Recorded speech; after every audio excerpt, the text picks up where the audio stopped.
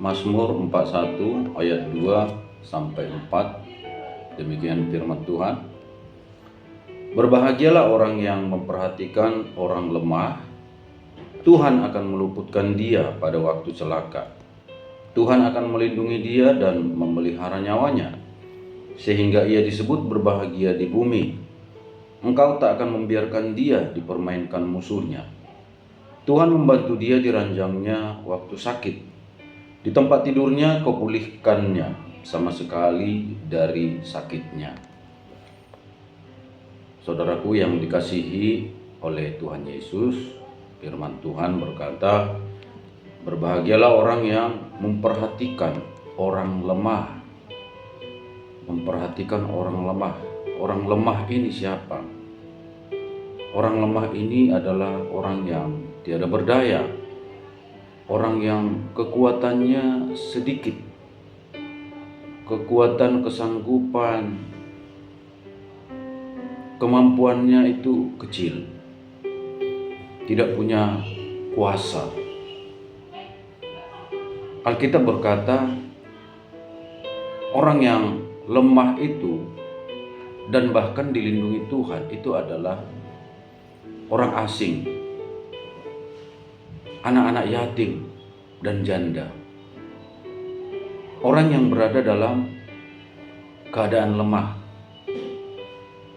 dalam keadaan berat, orang yang dalam keadaan terancam kehidupannya secara ekonomi,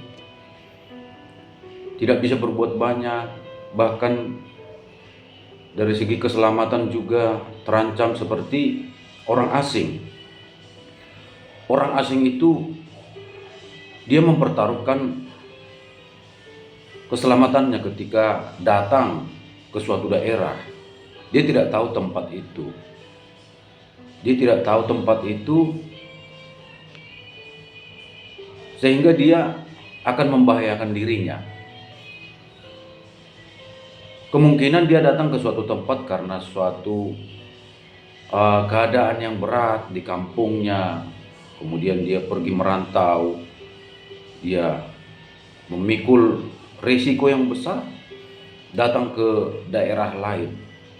Karena di daerah lain itu cukup berbahaya, orang-orang bisa merampas harta miliknya, memeras, karena dia tidak punya kuasa, tidak punya pembela, dia rapuh. Sehingga Tuhan melindungi orang asing. Orang asing ini bisa juga dalam pelarian mungkin dalam keadaan yang berat, situasi berat, dia lari, dia menyelamatkan diri. Ya. Jadi Tuhan melindungi mereka. Di dalam Mazmur 146 ayat 9 dikatakan, Tuhan menjaga orang-orang asing, anak yatim dan janda ditegakkannya kembali. Tetapi jalan orang fasik dibengkokkannya. Tuhan menjaga orang-orang asing, anak yatim dan janda. Ini masuk dalam orang-orang yang diperhatikan oleh Tuhan. Orang-orang asing. Ya, ada nanti di suatu wilayah, ya, katakanlah suatu desa. Begitu ada orang baru, ada yang semena-mena, ya, ada yang sosok jago, merasa pemuda setempat, PS, ya. Jadi orang-orang baru, orang-orang pendatang itu ya barangkali ditindas, ya, sesuka hati.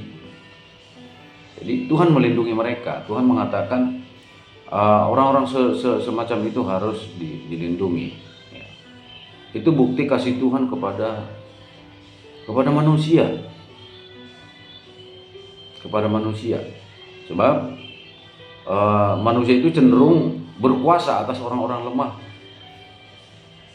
Orang manusia itu karena sudah memang jatuh dalam dosa, hilang kemuliaan Allah, artinya hal-hal yang mulia itu sudah merosot, sudah berkurang dari manusia yang sudah berdosa tadi. Akhirnya begitu dia menghadapi orang lemah, dia sepele, semena-mena, sesuka hati bicara tanpa menjaga perasaan, ya. Ketika ada orang di posisi tidak berdaya, dia sesuka hati. Nah, itu ada sifat manusia. Itu ada sifat manusia seperti itu. Jadi Tuhan melindungi mereka, orang-orang yang lemah ini, orang-orang asing, yatim, janda. Yatim ini dia pegangan dia tidak ada lagi. Yatim itu artinya orang tuanya itu sebagai tempat dia berlindung, tempat dia untuk dijaga, tempat dia dipelihara, itu tidak ada. Ya. Dia berjuang tanpa pelindung, tanpa penopang, sehingga Tuhan sendiri yang akan menjaga dia. Dan Tuhan mengatakan, aku melindungi anak-anak yatim. Kemudian janda ya. Janda ini adalah memang di posisi lemah. Janda ini telah ditinggalkan oleh suaminya, yang tadinya ada sebagai tulang punggung, penopang, pelindung, tidak ada lagi. Jadi keadaannya sulit. Ya. Tentu bukanlah janda kaya atau janda muda yang yang glamor, yang berpesta dengan kekayaannya, bukannya. Kalau Tuhan melindungi berarti itu pasti yang lemah, ya. Seperti anak yatim juga bukan berarti juga ada juga orang tua sudah yatim, nggak ada lagi orang tuanya, bukannya. Ini adalah orang lemah, ya, orang lemah. Tuhan melindungi mereka. Sehingga firman ini berkata, berbahagialah orang yang memperhatikan orang lemah. Berbahagialah. Kalau kita memperhatikan apa yang diperhatikan oleh Tuhan, Tuhan akan berbuat baik kepada kita. Berarti kan kita satu hati dengan Tuhan, sepikiran dengan Tuhan. Ketika Tuhan melindungi orang lemah, Tuhan memperhatikan orang lemah, dan kita melakukan juga sebagaimana Tuhan lakukan. Kita memperhatikan orang lemah, berarti kita menjadi sahabat Allah. Kita menjadi temannya Tuhan gitu, sepikiran, sehati dengan Tuhan. Dan firman Tuhan berkata, berbahagialah dia. Karena apa? Tuhan akan meluputkan dia pada waktu celaka. Tuhan akan meluputkan dia pada waktu celaka. Sebab apa? Orang-orang lemah ini dekat dengan celaka. Orang-orang lemah itu, orang asing, janda, yatim, dekat dengan celaka. Orang asing itu dekat dengan perampasan, penganiayaan. Janda itu dekat dengan penganiayaan, tindakan semena-mena, tidak ada lagi pelindungnya, tidak ada lagi penjaganya. Begitu pula dengan anak yatim, tidak ada orang tua lagi. Orang bisa berbuat sesuka hati, sehingga mereka dekat dengan celaka. Maka Tuhan mengatakan yang memperhatikan orang lemah itu akan dilindungi Tuhan pada waktu celaka. Jadi sebenarnya ini firman Tuhan luar biasa, ya. Kalau kita berbuat yang baik, kita akan dapat yang baik.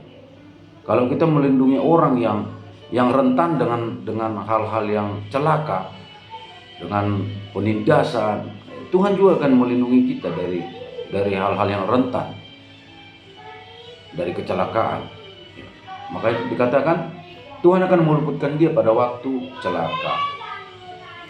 Celaka itu bisa saja, ya, orang yang berbuat jahat kepada kita itu kan bisa membawa kecelakaan, membawa celaka kepada kita. Berbuat jahat itu Tuhan akan lindungi kita. Ketika kita memperhatikan orang lemah, atau mungkin bencana alam, ya, itu kan celaka juga, celaka atau wabah, Tuhan lindungi kita. Sebab kita melindungi orang yang dekat dengan celaka. Nah, begitu ya. Tuhan akan melindungi dia dan memelihara nyawanya, sehingga ia disebut berbahagia di bumi. Ya, luar biasa. Kalau kita memiliki hati belas kasihan kepada orang yang lemah, orang-orang yang susah, orang-orang miskin, ya, membantu mereka dengan segenap hati kita, Tuhan akan pelihara hidup kita. Tuhan akan lindungi kita, pelihara nyawa kita. Dan Tuhan tidak akan membiarkan kita dipermainkan musuh kita. Musuh kita tidak akan semena-mena dengan kita. Karena itu tadi kita melindungi orang yang lemah tadi, sehingga Tuhan juga melindungi kita dari musuh yang hendak mempermainkan kita. Orang asing kan bisa dipermainkan. Orang asing sama seperti dua malaikat yang datang ke rumah Lot, ya. Dua malaikat ini mengambil wujud sebagai manusia, dan mereka sebagai orang asing datang ke rumah Lot. Dan itu diketahui oleh orang-orang Sodom, ya, orang-orang yang ada di wilayah itu. Dan mereka ingin mempermainkan orang asing itu semena-mena. Dan Tuhan berkata, Tuhan tidak akan membiarkan kita dipermainkan oleh musuh kita, orang yang ingin semena-mena kepada kita. Mungkin orang-orang yang kuat di atas kita, atasan kita, Tuhan tidak akan izinkan. Tuhan akan bela kita. Tuhan akan bela kita. Dan yang terakhir, Tuhan membantu dia di ranjangnya waktu sakit. Di tempat tidurnya, kau pulihkannya sama sekali dari sakitnya. Tuhan membantu kita ketika kita sakit. Tuhan sembuhkan kita, Tuhan pulihkan kita. Betapa baik Tuhan itu. Betapa baik. Dia lindungi kita dari celaka. Tuhan lindungi kita dari musuh kita yang hendak mempermainkan kita. Tuhan pelihara kita, pelihara nyawa kita. Dan kita disebut orang yang berbahagia di bumi. Sebab Tuhan memulihkan dan menyembuhkan kita ketika kita sakit. Terpujilah nama Tuhan, firman-Nya luar biasa. Hal yang baik kita berbuat akan dibalaskan Tuhan kepada kita. Tentu kalau hal yang jahat juga yang dilakukan oleh orang-orang akan dibalaskan Tuhan. Jadi Tuhan adalah hakim yang adil. Tuhan adalah hakim yang adil. Sehingga dia membalaskan menurut perbuatan kita masing-masing.